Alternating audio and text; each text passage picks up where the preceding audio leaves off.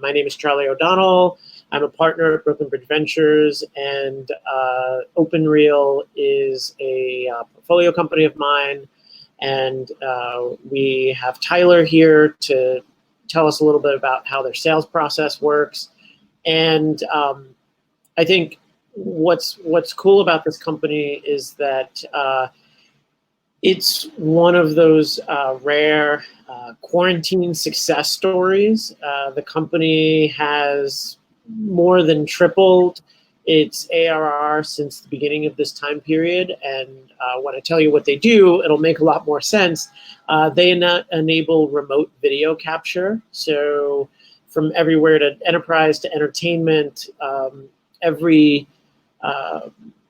everybody that you've seen struggle to and scramble to figure out how they were going to capture and produce video that they formerly used to do on site. OpenReel is the solution for that. And Tyler's going to tell us a little bit about how their sales process works and, a little bit about, how they've had to pivot and change over the past few months and what it's going to look like going forward. So, Tyler, I'll get out of your way and let you share how things are going. Yeah, thank you so much for that, Charlie. It's great to meet you all. So just to kind of give a little background on what we're going to be doing today is I'm the director of sales here at OpenReel, and I chose the title Personalization at Scale today for this presentation because it's really where our business has been moving towards. I think this topic, at least in general for the sales community, is something over the last 2 or 3 years that has been talked about a lot. And I don't know if there are a ton of companies out there who have really perfected it or figured it out, and including us. And this is something that we're working towards. So I wanted to kind of bring this to everybody's attention, kind of give you a little background on where we started with kind of the mass blast, the KPI game where, 100 dials equals 3 meetings, and kind of how our business shifted with this whole COVID pandemic situation that's going on, to where we're reaching out to larger companies, bigger names that are harder to get to and approach. And so we're having to change our tactics to more of personalized outreach and personalized messages in order to hit, the same numbers that, we strive to hit. So I'll just introduce myself briefly. I know Charlie, kind of gave you a little background there, but I'm the director of sales at OpenReel. And I really have been in sales since I graduated from college. And I started my sales career at Single Platform and then moved to OpenReel about 3 years ago as a director of sales. And we've been building this business ever since. And obviously, as Charlie said, we've had this big spark success story with everything that's been happening because our technology allows for the high quality capture of video remotely, and it's simple really for everybody to use. Today, what I really want to focus on is what we use as far as the sales stack, and then how we take different content to personalize it through emails and calls.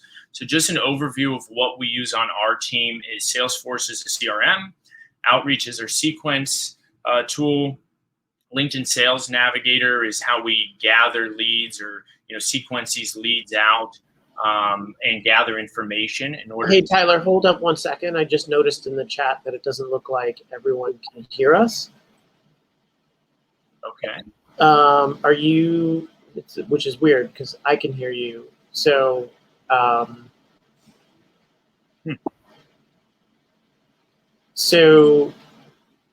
Lee can hear, Trace can hear. Okay, never mind. It's maybe just one user. I'll deal with that one user in the chat. Okay. Go ahead. Sorry about that. No worries. And so LinkedIn Sales Navigator to gather intel and information. And then for our leads, we've been using Seamless.ai and have been testing out Zoom info for more direct dials and cell phone numbers of large organizations. So just a little background here on what our stack looks like, and we'll go into a little more on how we use it. So the agenda today, personalization at scale. What I want to focus on, and I think why personalization is so difficult is because there's no real structure to it, right? There's so many ideas, there's so many different things you can say, but if you don't put a structure in place and give your BDRs or account executives or whoever's reaching out to your prospects a way to measure and scale what they're doing, then it's just going to be chaos and nobody then does it correctly. So we're going to go over first, what information can you use? What is the information out there? How do you use it? And now where do you find that information and what works best? We'll take a look at how this works in emails and calls. And for emails, you can do the same as LinkedIn messaging, but we'll just focus on the emails and calls now. And then after you figure out, hey, what information should I personalize on and what do I say, where do I find it? Then how can you get your KPI metrics scaled up? Because I think that's the problem with personalization that the sales community has is, hey, it's 100 calls or 100 emails or you're not going to hit your number. And too many people focus on those sales metrics when really when we're prospecting, all we're focused on is setting high quality meetings with our ideal customer profile. If we have to reach out to 5 people to set those 2 meetings, or we have to reach out to 100, it shouldn't really matter. The number that we really should be measuring is how many qualified meetings are we having? And I think even going deeper into who is that meeting with? Is it a C-level? Is it a VP? Is it a director? And compensating our BDRs on scaling meeting or scheduling meetings with those higher titles. So the first thing I want to go over here is what information to use. So I've seen a lot of different salespeople break this out, and really what you're looking for is you want to look at either demographics, firmographics, or psychographics. And so the demographics are the easy ones. We see a lot of this being used in the B2C market, but if you're a B2B sales team, we can pull out education and occupation to tailor in specific emails or calls. Next is the firmographics, which we all do this every day. We break out our list of prospects into different company attributes. We call them firmographics. So they're just characteristics of companies, like businesses that have 1,000 employees or more, or they're in this specific industry, or we see a lot of reaching out to specific funding stages, Series A or Series B. And I think the demographics and firmographics, if we bring those two out, that's how most people today are personalizing emails. They're using data about the industry or funding or what school you went to in order to try to show, hey, prospect, I did my research. I know you went to this school. I'll try to tailor this back to why you should, view my product, but they're not getting the results that they want. And I think the reason for that is because as salespeople, what we need to focus on are really the personal attributes. And instead of just trying to sell a company as a whole, when we're trying to personalize an email or call to somebody, we need to learn more specifically about what that person cares about, what makes that person tick, and then try to tie that back into why they should take 15 minutes to learn about our specific product. And so that's what the sales community refers to as psychographic. So these would be habits or hobbies, interests, beliefs, or motivations about your prospect itself.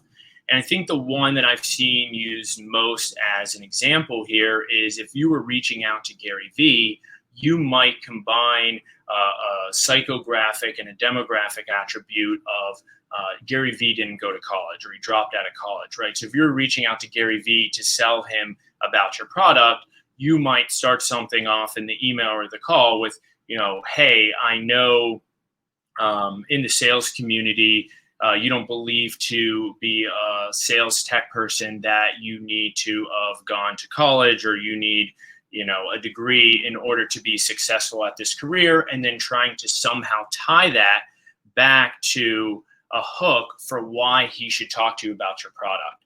So I think this is really where salespeople miss out. And when you're personalizing emails and calls, if you focus on what makes this specific person tick and hook that back to your specific product, you're going to see email responses, calls, voicemails, whatever you're doing for your outreach, you're going to see a response much more quickly than if you focus on what everybody else is focusing on, just the basic stuff. So now that we've kind of grouped out and kind of looked at what are the different types, or what are the different ways you can pull personal information from your prospects, I think the next thing that we need to look at is, where do we find this information? So for our team, and so what we do is, when we're going to find information about a prospect, the best place to look is really LinkedIn. And on somebody's LinkedIn profile, you can dig in there and you can find pretty much everything about the person, whether it's in the title of their LinkedIn profile, the description. That's the easiest place to find information. And so that's what we go over first. So I kind of group this into buckets to show, hey, what information should you go and find about your prospect, and then use that information to personalize an email or a call. So if we look at here, the LinkedIn page really would be the easiest. And these are going to be self-attributed traits. So these are people saying, hey, I'm a tech enthusiast.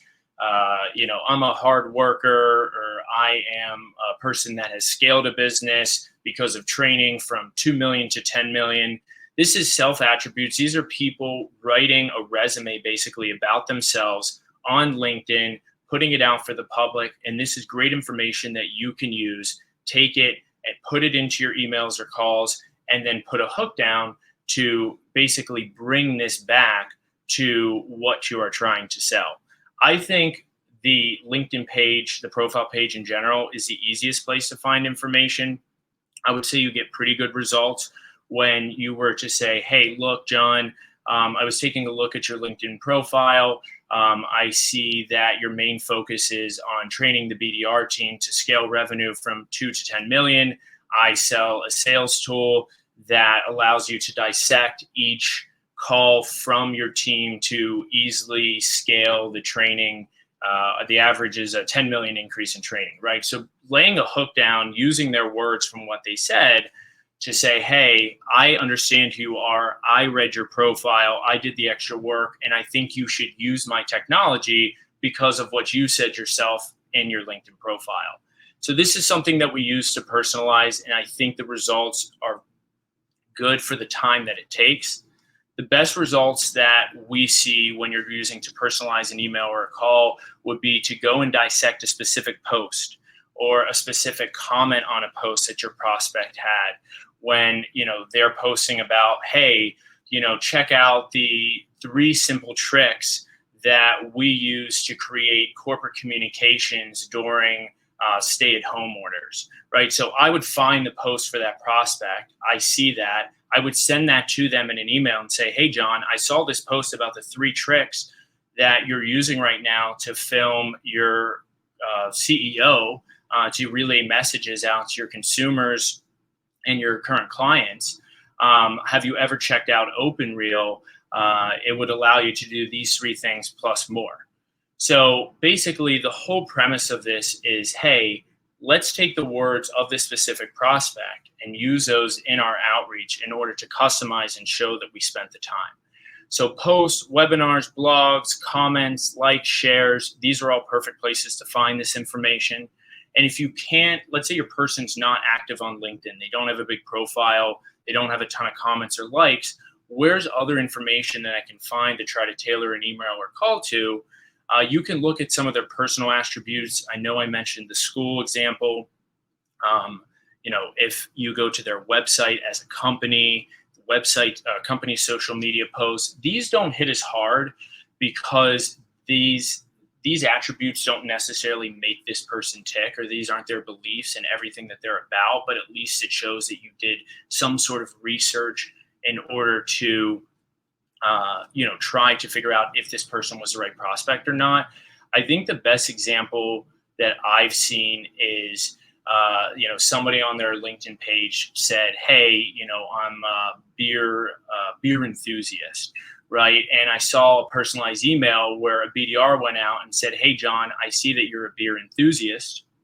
And when you're rating the different beers that you like, you look at all the different traits and attributes. What if you were able to use a sales tool that would allow you to record all of your phone calls, that would allow you to pick all the little A+ traits and attributes of this phone call to better train your team, right? So really the moral of this story is, hey, let's break out all of the different ways, all the different types of information you can find. let's show our team what information hits best, and then let's show them how to create a hook and bring this back to saying, hey, I did my research, but let me hook this into why you should buy my product.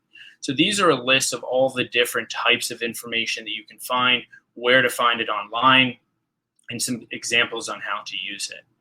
So once you have found all this information, on their LinkedIn page, you're ready to write your email. You need to set your BDRs up with some structure, and you need to figure out, hey, what part of this email or what part of this phone call can I keep consistent at all times?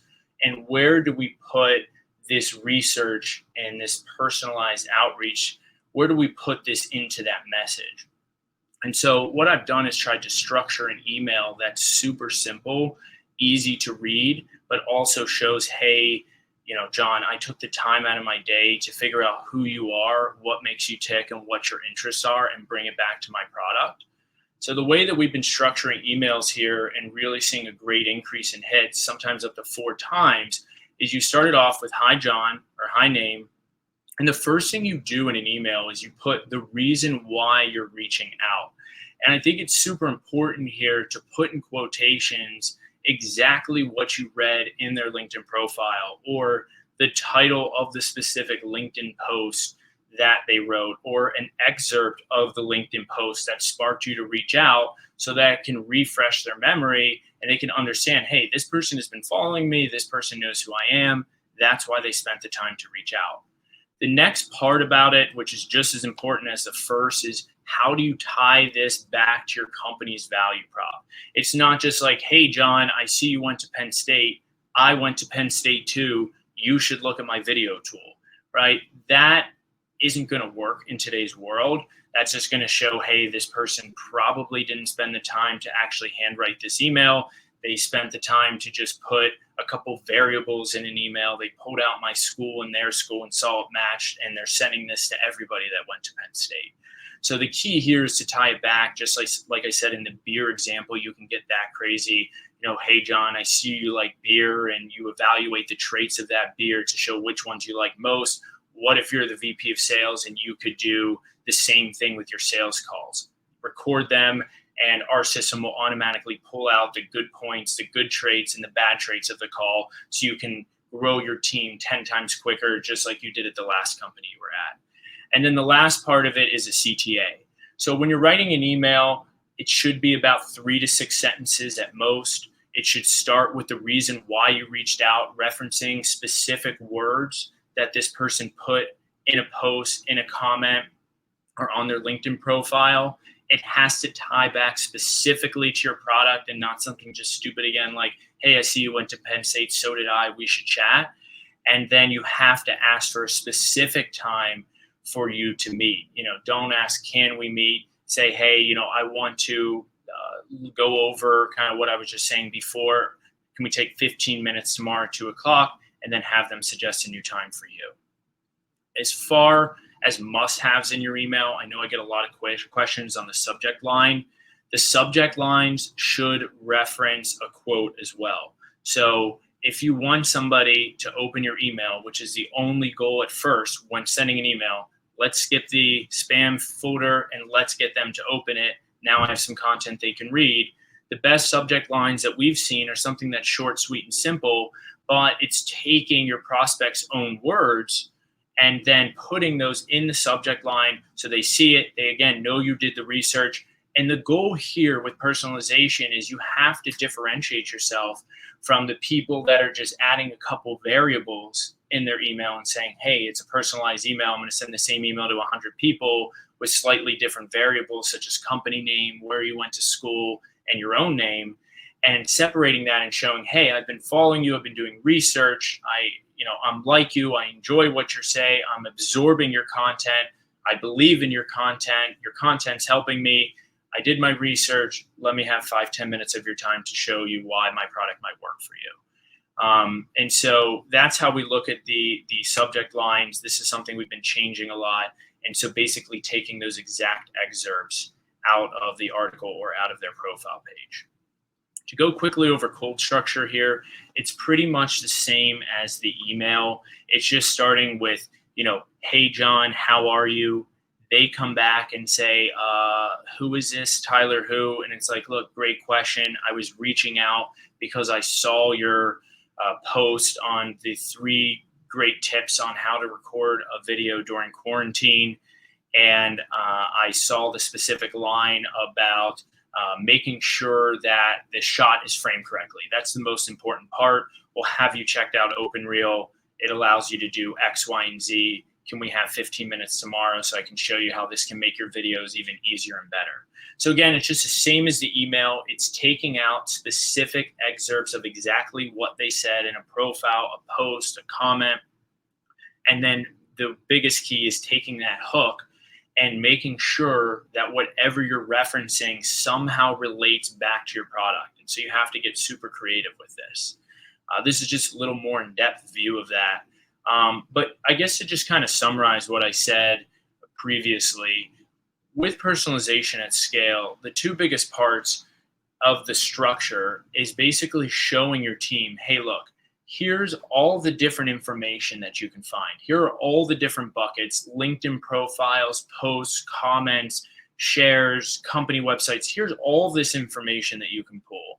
Here's how you should rank it, right? You should look at somebody's post first. You should look at somebody's comments second. And then you should look at somebody's LinkedIn profile third to find some sort of information that shows this person, hey, I care about you. I've been following you. I understand who you are. And I'm reaching out because I really do think that you would be a good fit for my product. Making sure that you reference that, hook it back to your product, and separating yourself from the mass personalized emails and the time taken to personalize email. And then sending that information out, setting that ability for your BDRs to understand what that information is and showing them where to put it.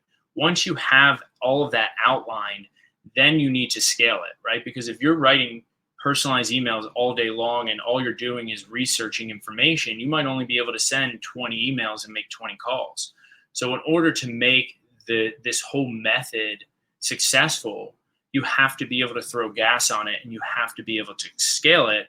And so that's where we use different technologies in order to do that. The most common mistake is when you're researching people, you put that information just in an email or in a Google Doc. You're not actually putting that in your CRM or in your sequence tool like Outreach or Sales Off so that you can use that over and over again every time you call that prospect or every time you send an email. And the other thing is, providing some sort of template where, hey, 60% of this information is the same every time. 60% of the emails the same. 60% of the calls the same. The only difference is those 2 lines in the middle where I've taken experts out of the content that you wrote. So what I've been working on here at OpenReel is how to scale this. Is in Outreach, there's actually the ability to add custom fields to prospects or to leads. And so you see here, these are all custom fields for specific content or specific excerpts that you can pull out, like a LinkedIn post title, LinkedIn post excerpt. So whenever you're calling a prospect, you have some of this information filled in. So if they pick up the phone or if they respond to an email or if you're ready to send them a new email, you don't have to go back and research this information or search for a Google Doc to get this information. It's all available right at the lead level in Outreach. And Sales Loft and all the other tools have custom fields and things like this as well. So the way you get to this is, let's say I'm calling myself as a lead and I want to do some research before. All I would do in Outreach is click edit. All the custom field options are here and it tells you what information you can put in there. You add a couple pieces of personalized information. And then when I go to call this person or I go to send them an email, when they come up in my sequence, the prospect custom field information is right here. And now I have all the information that I can reference, either in my personalized email or in a phone call when they pick up. Overall, that's about it. I think this is something that as OpenReel, we've really been exploring. We used to do the spray and pray method, the blast method of sending, hundreds of emails a day, making hundreds of calls a day, and just saying the same thing over and over again. Unfortunately, as you get into working with larger businesses or your average contract value hits that $10,000 mark or more, it's just a different ball game, and your TAM, your total addressable market, starts to shrink for your ideal customer profile. So each lead is worth that much more to you. And so you need to work those leads in an efficient and effective manner. And so this is the method we've been moving towards, basically personalizing every piece of content or every piece of outreach that we send to a prospect. And now we're just trying to find better ways to organize this in order to get those KPI metrics up higher. So where it's not 10 phone calls and 10 personalized emails a day, maybe even with a video, but we can hit 60 phone calls a day and 30 personalized emails to director levels or above of companies that fit our ideal customer profile. And we can still schedule or still get 2 or 3 responses with sending half the amount of content that we were sending before. But yeah, so that's about it. Want to open it up. I know we ran a couple minutes over time to a little Q&A.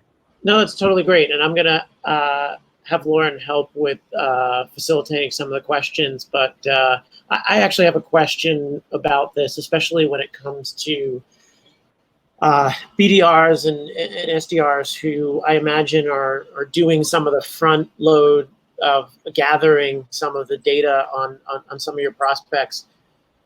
Do you, how do you test for, like, when you're hiring these folks, both in terms of like time and efficiency? Obviously there are some prospects that are more public than others. And there's like an amount of time where it's like, if you gave me a half hour, I might be able to find some comment, some random chat somewhere, an irrelevant piece of information, but maybe that time and effort isn't necessarily worth it. Is it sort of a case of like, okay, you got 10 minutes per lead or 5 minutes per lead to do some specific searches in these kinds of places? What's the best and most relevant stuff? Because I get those emails all the time from founders who pitch me. And to your point, they'll be like, hey, I'm from Fordham too, or, and it's like, okay, great, but like that's not enough reason for me to sit down for an hour meeting. And some people are better than others, but I wonder how much time they take. Yeah, and I think that's a really good point. And I think it's something people don't talk about enough, right? Because the expected average contract value for something like that needs to be worth it. And as a sales manager, director of sales, who came from the single platform background where it was 150 dials and 200 minutes a day, or you'll never hit your number, that's always kind of circled in the back of my head. And so I think it's important to kind of draw that line at, hey, look, you as BDRs, you have a couple hundred named accounts each, or hey, only use this personalized approach with businesses over 2,500 employees or more. And, hey, if it's taking more than 15 minutes or 20 minutes to find some of this information, then maybe this person isn't the right person to reach out to, right? If we're not active, if this person isn't active on LinkedIn right now, because LinkedIn in the B2B world, I mean, so many people are active on LinkedIn now that I've never seen social media be, used before. Even my dad, right? Like, he doesn't have Facebook or Twitter or anything, but I see him posting on LinkedIn, commenting on people's posts. And so I think it is important that even part of your ideal customer profile should be somebody that is somewhat active on LinkedIn, especially for tech products, because how is that person going to be a cheerleader for my technology solution if they're not really using the technology that most people in their industry use? So I think there's certain guidelines and barriers that you need to set for this, and everybody's business is a little different. And so that could be company size, that could be average expected contract value, or that could be only certain titles, right?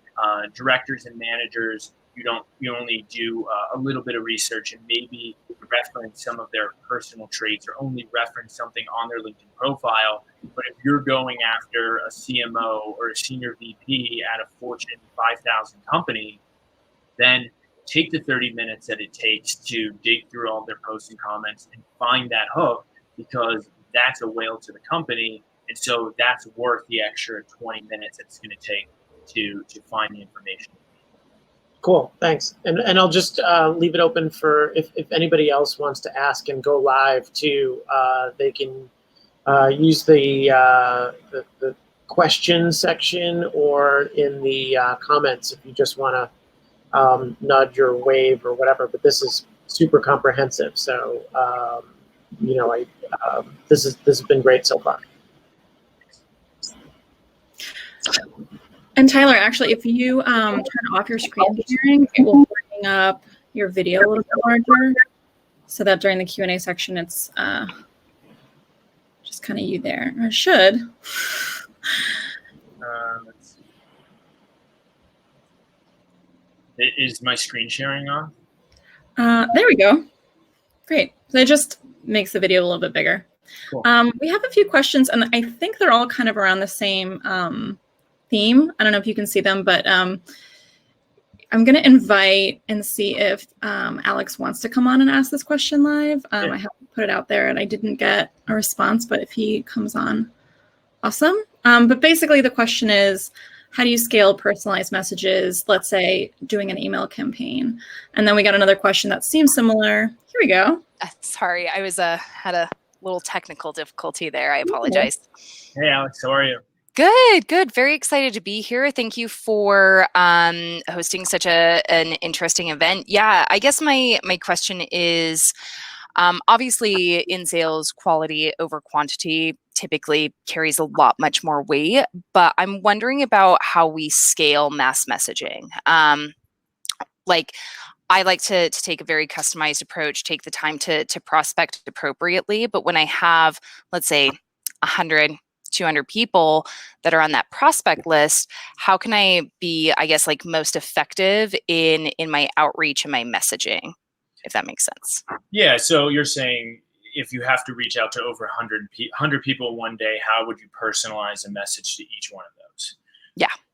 I think, and this is what's so interesting, and it's taken me probably 3 years to kind of try and move away from this, but there's so many factors that go into it. The short answer to it is there might not really be a way right now, right, to really hit 100. I think you can do about 60 phone calls and 30 personalized emails per day if you have all of the content organized, and you have some sort of easy structure to put that content into, such as emails and phone calls.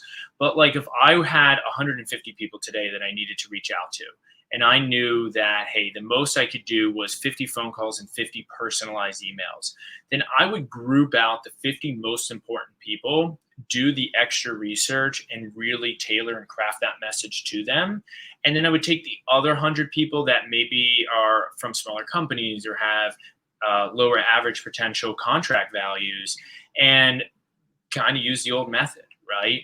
And go out to them, try to put an email with as many variables as I can, any hooks that I can possibly put into it, but go back, reach out to those 100 people with something much less personalized, a little more of a sales blast, and then use data to see, hey, who opened that email, who engaged with that content, who forwarded it, and then pull those 10 contacts out a couple of days later and send those people more personalized messages because they engaged with my content, because they forwarded it on, or because they clicked to learn more information about what my email said. So I think that's the toughest part in the sales community right now. Sales managers and directors only care about KPI metrics that have high call volume, high talk time, and high email volume. But if you can get the same or better results by reaching out to less people, then that should be the smarter way and the new route that people should take. The hardest part about that is, how do you take the couple weeks out of the year to try and convince the salesperson or sales manager to let me switch to a personalized approach while my KPI metrics are down? Thank you. I appreciate that. Yeah, thank you. Yeah, thanks for the question.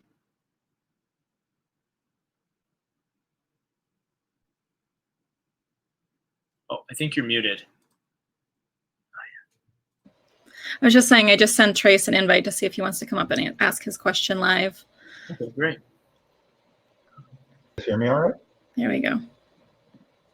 Hey, Trace. Hey, so thanks for much for this. I love, especially your templates. I feel kind of make this really easy. And I got a template, similar to this that I've been using for a couple months. And again, I'm not a full-time salesperson. I'm an engineer and product manager, and I'm using this primarily to network after, starting a new consulting business here in New York. And the thing I find very interesting, the things that are missing from my template, and I wanted to, that you have, and I wanted to ask how that goes. Like, and for example, in the middle of your template, and this is what I listed on the question, you actually do mention the product. And generally, also often these are people that I know that I may be reaching out to, but I tend not to kind of mention the product in the middle. And I'm curious if you've tried it both ways, and how well does it work? Like how strong do you come on about OpenReel when in that initial outreach versus saying, hey, you're awesome, I have this problem too, let's talk about the problem together and help each other? Yeah.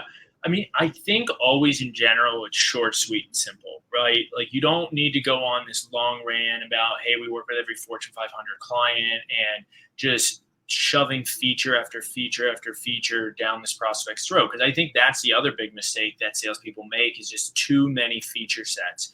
What you're really doing in the middle here is you're taking that one excerpt in the title of a post or the excerpt from their LinkedIn profile, you're mentioning that, and then you have to somehow tie that back into one line about your product.